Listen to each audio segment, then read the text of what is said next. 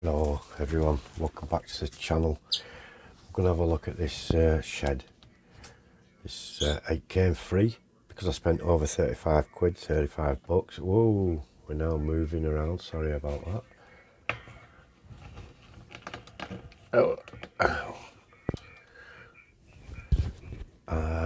But it is available to buy, it's only cheap. So we'll have a look at building it, and I'm going to use some of those colours, some of those wood washes and pigments that we got in the previous video. Gotta say, let's have a look. What I've got to say about the instructions, or directions as some people call them, really well presented, aren't they? Well set out, clear photographs, step by step. And it's only a small kit, but I mean, if you look at the instructions and the pictures and everything for this kit, compare it with a really expensive Walther's kit. And don't get me wrong, I love Walther's kits, I think they're great, but the instructions sometimes leave a lot to be desired, don't they? In some cases they may as well just have a piece of paper with the words "glue it together" written on there.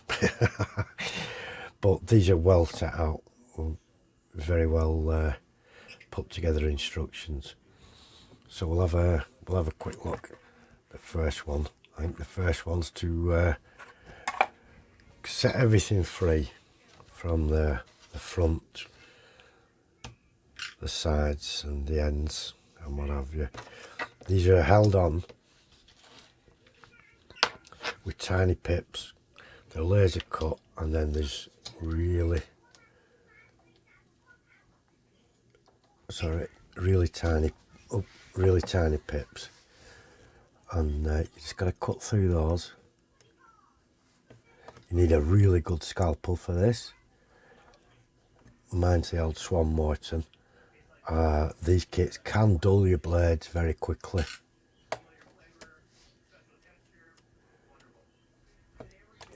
They're it's super tough stuff, but it's really good, this laser card. Like I've said before, it's as strong as MDF. It's not MDF, in fact it's as strong as plywood. It's not MDF, it's not plywood, it's something that they won't tell me what's in it each time I ask him. But it's good, whatever it is, it works really well. So I'll bring that up a bit and I'll just cut these pieces out. And we're back in a second. And we're back. I've cut everything out. Bring it all back. And the first thing is cut a bit of the cellophane wrapper out to make some windows. I'm going to use this laser cut kit glue. Hopefully it'll stick the windows in. A little bit much has come out there, so I'll just wipe it off a bit. It goes very tacky very quickly. Move it up there so you can see what I'm doing. We'll just place it across. That's a little shed windows done. Easy little job that. And you just see the windows in there reflecting. Dead easy. And then we just stick it all together. Get the windows in. Stick the base in, and then the side walls and so on. And the roof. So I'm presuming this is the roof and the base is this one. Let's have a look. So we'll stick the base into that one. Is it going that way? I think. Glue the side walls together. So we glue the sides on first, guys. And then we do the base. So it's a simple procedure again. Put a little bit of glue along there, a little bit there and there.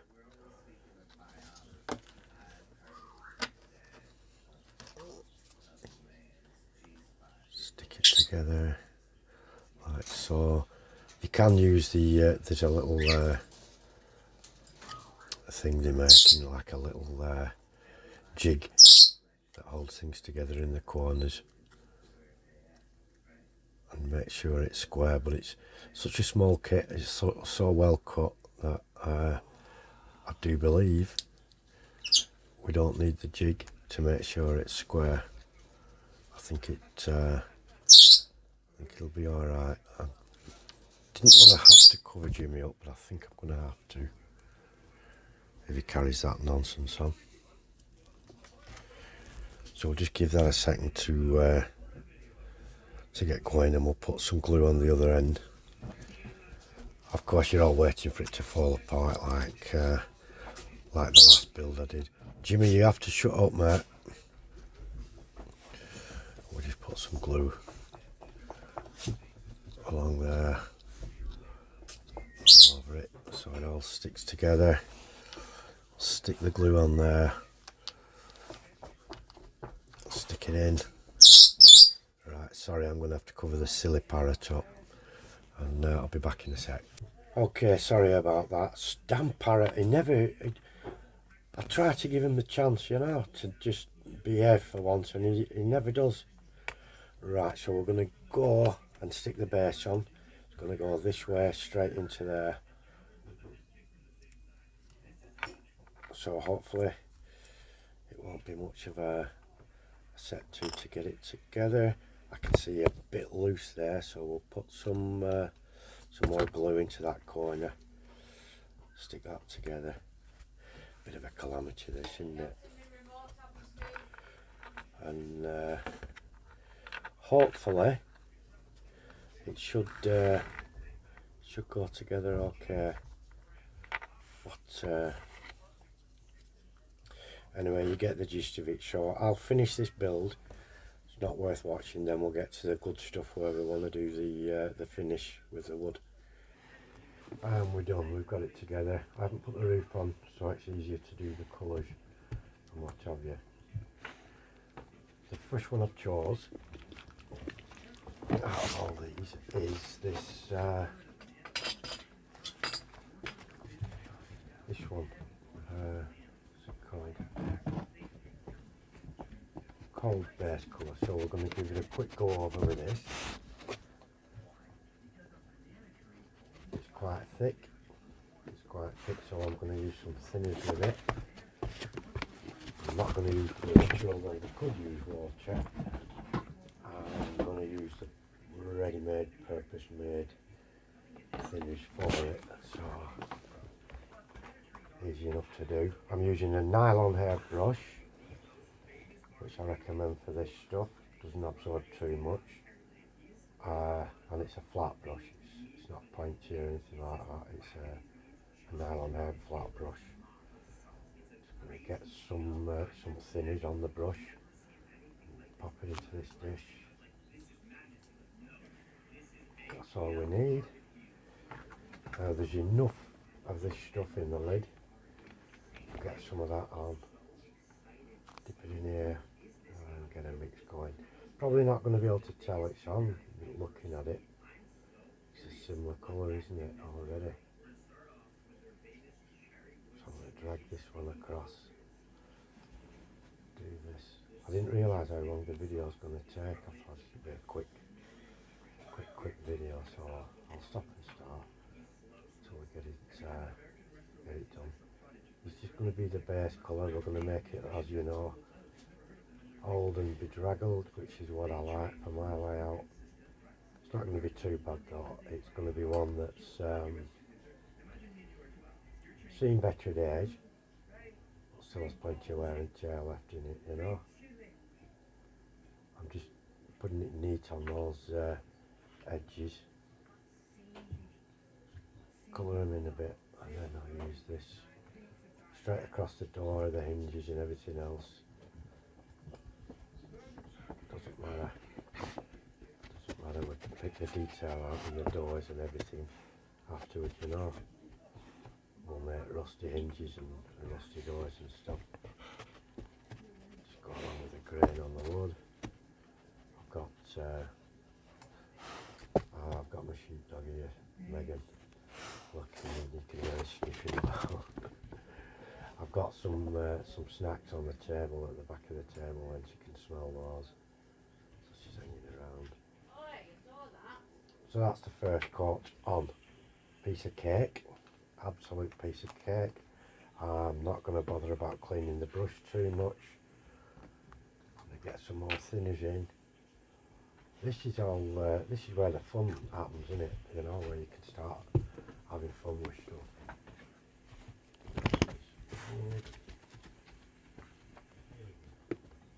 This is a grey umber.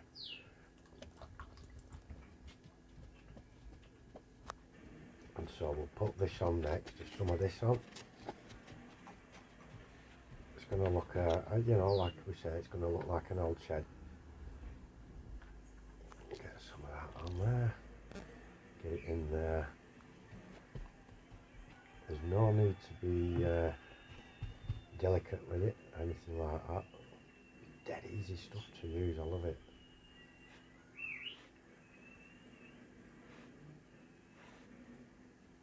It's going to look great this when it's done. Trying not to get it on the windows, but it'll come off if we do.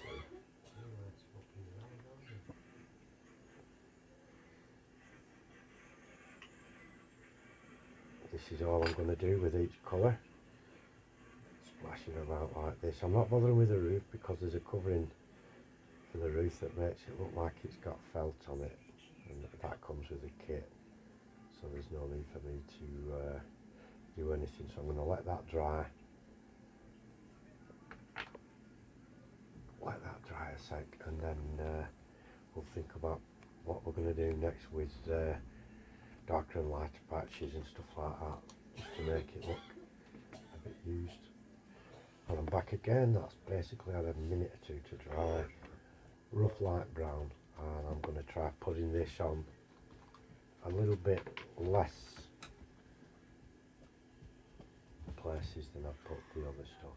So it's going to look kind of haphazard and streaky here and there.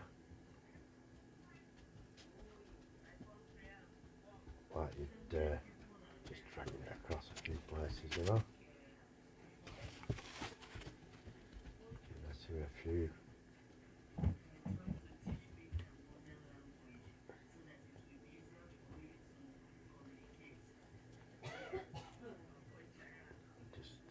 I'm just using what's in the lid, you know. It's easy enough to do. Like I say, the hinges will rust up themselves later.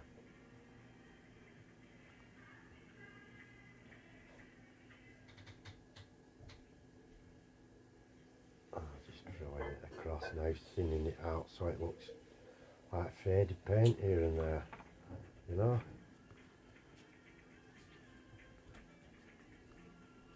Thicker in some places and faded away in others, are completely faded and missing in some of the others as well. I'm going to do one more coat, a slightly different colour, and then hopefully it's going to look something like what I want.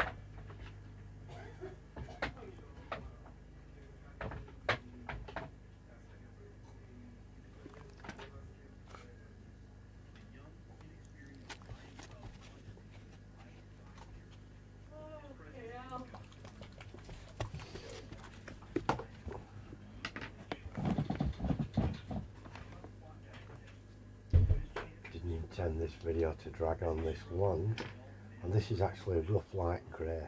The colours are going to look a bit different using a smaller brush. I don't want it everywhere. Areas where the sun doesn't hit are right under the eaves of the roof there.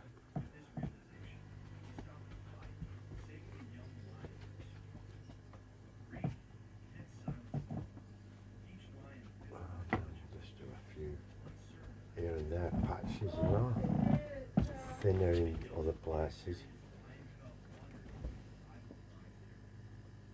I do apologise for the video going on as long as it has. And you can just see it's taking some sort of shape.